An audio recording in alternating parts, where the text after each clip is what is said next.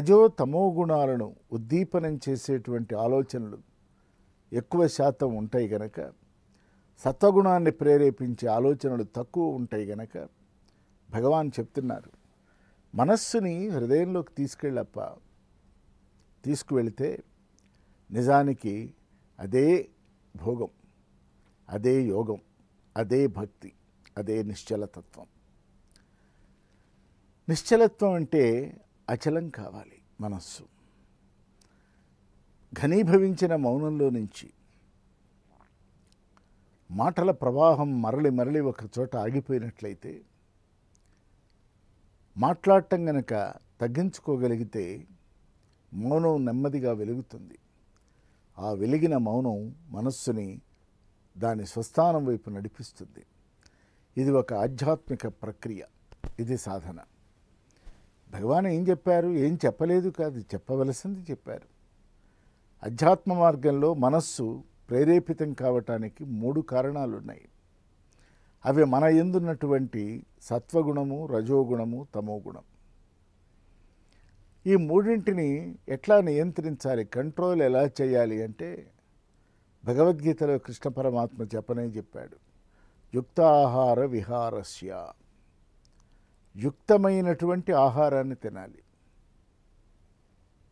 మన వయస్సుకి తగిన ఆహారాన్ని తినాలి. పెద్దవారు తక్కువ తినాలి, చిన్నవారు కరెక్ట్గా తినాలి. ఏం తినాలి?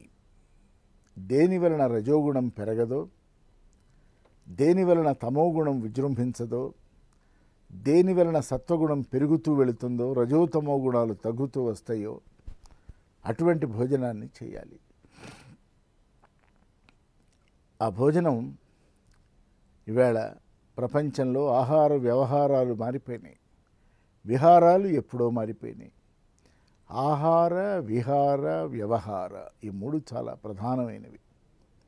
ఏది ఈ మనస్సుని స్వస్థానం వైపు, హృదయం వైపు నడిపించాలి అంటే ఎటువంటి ఆహారం తీసుకోవాలి అంటే శాకాహారాన్ని తినాలి. ఉద్రేకపరిచేటువంటివి, మనలో అనేక నెగటివ్ ఫోర్సెస్ని విజృంభింపజేసేవి, తామస గుణాన్ని పెంపొందించేవి, ఎక్కువ నిద్రను కలిగించేవి అటువంటివి తినకూడదు. 1/3 తినాలి, 2/3 ఖాళీ వదిలిపెట్టాలి. ఒక 1/3 నీటితో నింపాలి. ఆ మిగతా 1/3 అంటామే అది ఎప్పుడూ ఖాళీగా ఉంచుకోవాలి. ఎప్పుడైనా అవసరమైతే నింపుకోవటానికి వీలుగా మనం పెట్టుకోవాలి. తినేటప్పుడే అంతా తిన్నట్లయితే, అమితంగా తిన్నట్లయితే ఆలోచనలు మందగిస్తాయి, భావాలు ప్రకోపనం చెందుతాయి, నెమ్మదిగా తమోగుణం వైపు మనం జారిపోతాం. కాబట్టి మనస్సుని హృదయస్థానంలోకి తీసుకువెళ్ళండి అంటూనే భగవాన్ మనస్సుని ఎలా తయారు చేసుకోవాలో చెప్తున్నారు. అది యుక్త ఆహారం. నడిమి వయస్సులో ఉన్నవాడు నెమ్మదిగా ఈ సాధనా మార్గాన్ని ప్రారంభించాలి. 60 సంవత్సరాలు వచ్చేప్పటికీ చాలా మితంగా తినటం నేర్చుకోవాలి. 60 దాటిన తర్వాత తన శరీర పోషణకు మాత్రమే భోజనం చేయాలి. జిహ్వ చాపల్యాన్ని చంపుకోవాలి. జిహ్వ చాపల్యం అనేది ఒక వాసన.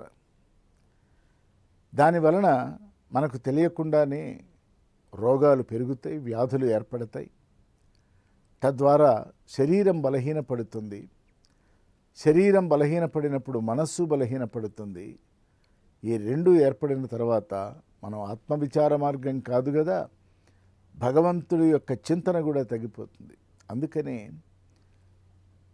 ఆహారం పట్ల చాలా చాలా జాగ్రత్తగా ఉండాలి. ఇది ప్రప్రథమ నియంత్రణ.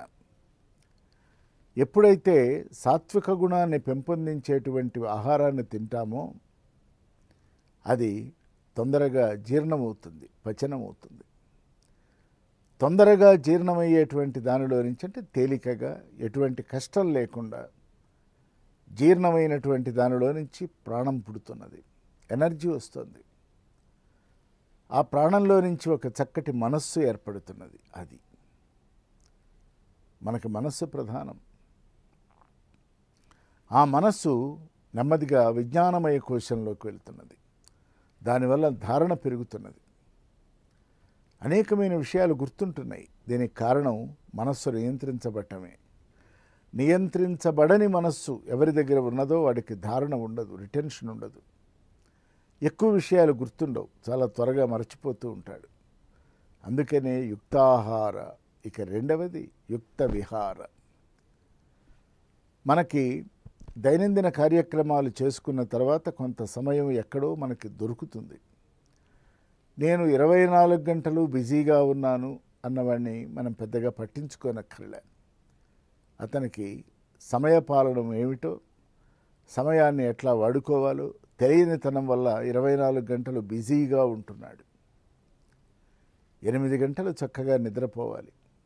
ఆలోచనలు లేనప్పుడు, పవిత్రమైన ఆలోచనలు మాత్రమే ఉన్నప్పుడు, మనస్సుని హృదయస్థానంలోకి తీసుకెళ్లేటువంటి సాధనలో ఉన్నప్పుడు, మనసు హృదయంలోకి ప్రవేశించి ఒక భక్తి ఏర్పడినప్పుడు, అది యోగమై, నిశ్చలమై, అచలమై నిలకడ చెందినప్పుడు, ఆలోచనలు కూడా నెమ్మదిగా నెమ్మదించి మనోనిగ్రహానికి దారి తీస్తుంది గనక 8 గంటల నిద్ర, మిగతా 16 గంటలు ఉన్నది. దానిలో ప్రాపంచిక కార్యకలాపాలు, ఉద్యోగ వ్యాపారాలు, కుటుంబం పట్ల బాధ్యత, సమాజం పట్ల బాధ్యత, తోటి వ్యక్తుల పట్ల ఉన్న బాధ్యత, వీటిని నిర్వర్తిస్తూనే మధ్య మధ్యలో దొరికినటువంటి కాలాన్ని సద్వినియోగం చేసుకోవాలి. అంటే ఏది చేయవలసినటువంటి అవసరం లేనప్పుడు చేయకుండా ఉండటమే మంచిది. ఏదో ఒకటి చేయకపోతే కాలాన్ని మనం పట్టించుకోలేదని, కాలాన్ని వాడుకోలేదని మనం అనుకుంటాం. అనుకొని మనస్సుని బహిర్ముఖం చేస్తాం. మళ్ళీ మనస్సు యాతనామయం అయిపోతుంది. కనుక ఏం చేయాలి అంటే, సమయం చిక్కినప్పుడు, సమయం ఆసన్నమైనప్పుడు, కొద్ది సమయం ఏర్పడినప్పుడు మనస్సుని నియంత్రించుకొని మనతో మనం ఉండేటువంటి ఒక ప్రయత్నం చేయాలి. మనతో మనం ఉండటం నేర్చుకోవటం అలవాటైతే మనకి నిజానికి దుఃఖం లేదు, సుఖం లేదు, ఆనందం లేదు.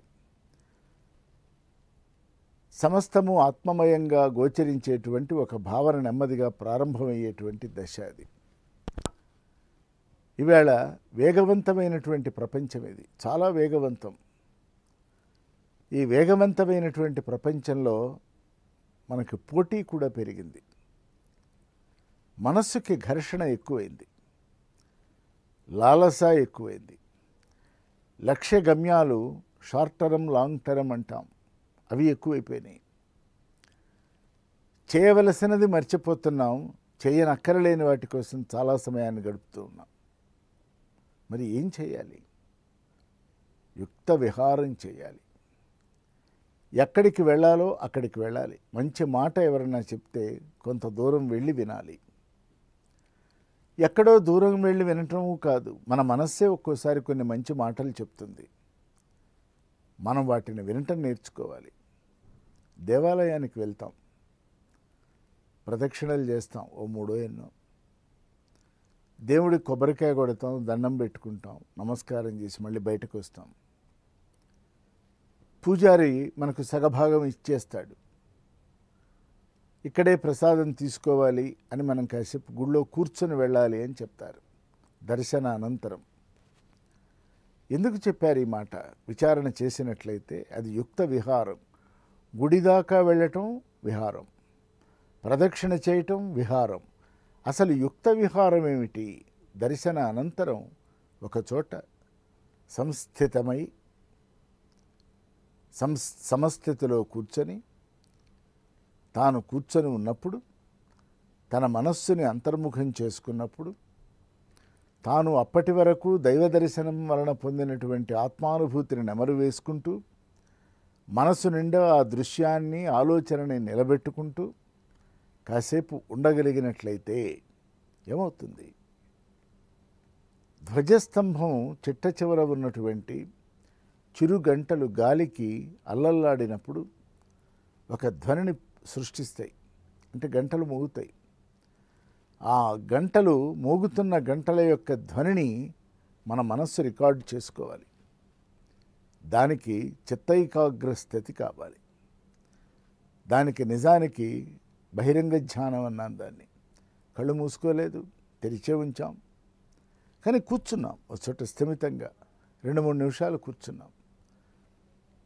ఏ ఆలోచన లేకుండా కూర్చున్నాం, యుక్త విహారంలో కూర్చుని ఉన్నాం. ఆ సమయంలో ఆ ధ్వజస్తంభం చివర ఉన్నటువంటి గంటలు గాలికి కదలి ఒక మోతని సృష్టించినప్పుడు, ఆ ధ్వనిని మన మనస్సు, నిశ్చలమైన మనస్సు ఆకళింపు చేసుకున్నప్పుడు మన మనస్సు ఒక ఆనంద పరవశానికి గురవుతూ ఉన్నది. అరుణాచల శివ అరుణా